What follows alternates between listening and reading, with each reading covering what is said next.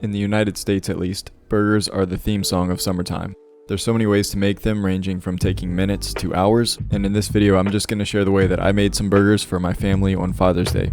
As usual in my videos, I aim to show my mistakes and explain my way through them, hoping to accomplish a couple things. The first is that I want to convey that you don't have to be perfect in the kitchen. Despite our perfectionist and social media culture, it's okay to mess up and it actually helps us learn. And two, hopefully sharing my mistakes can help other people who would make the same or similar mistakes find their way around them. So this video is going to be pretty simple, but here's what I did. I've been trying to get more use out of my meat grinder attachment for my KitchenAid, so I ground my own beef. This time I actually did a mix of chuck, short rib, and brisket, which by the way, save those short rib bones to make stock later. But yeah, I ended up with a little over 2 pounds of beef, so I wanted to supplement this with pork. I had a good bit of pork shoulder in the freezer, so I decided to use that to get up to 3 pounds of meat total. And I wanted to boost my fat content a bit because my chuck didn't have a lot, and I wanted to make sure there was a good amount of fat in my burgers. So I cut all of my meats up into sizable chunks that would fit into my meat grinder, and then I placed them all on a wax paper lined baking sheet and loaded them into the freezer for like 30 minutes to make sure they were firm enough for the grinder. I also put the grinder itself in the freezer to make sure everything was cold when it was time to grind. So the actual grinding is pretty self-explanatory and simple. You just load everything in and use the plunger to push everything through.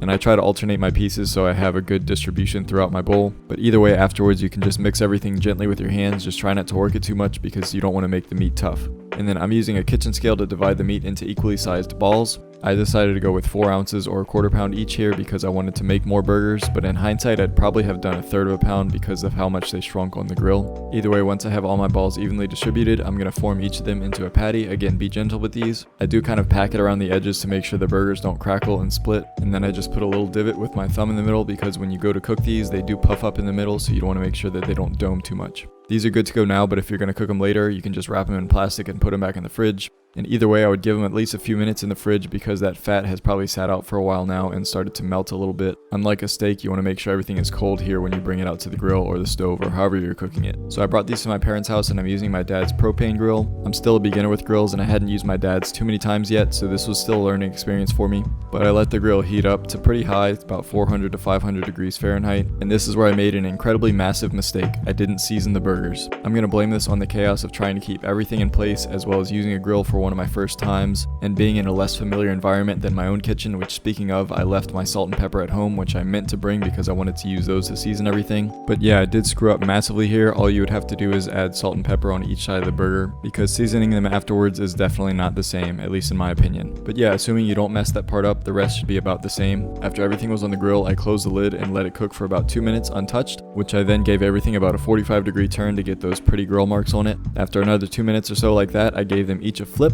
And then I would close the lid again and let these finish cooking through on this side. I let them go for about another 4 minutes total. You can always use a thermometer to be super accurate, but at any time on this side, I like to take a little piece of butter and add it to each patty. I think butter and beef are two flavors that go perfectly together. You just have to be careful with flames here because of how much extra fat you're adding. But lastly, with about a minute left, you can take whatever cheese you like and add it to each patty. I'm doing half cheddar slices and half American slices to give everybody an option, but you can go crazy with Gouda or Swiss or some other type that you might like. Either way, just give that about a minute to melt onto the patty and then you can remove everything to a plate. But yeah, seasoning debacle aside, I think these came out really well. The sear on the outside was nice and the inside was cooked to a perfect temperature. The toppings definitely made up for it. I put this on a brioche bun with some lettuce, tomato, and onion. My brother made some guac, which is one of my all-time favorite burger toppings.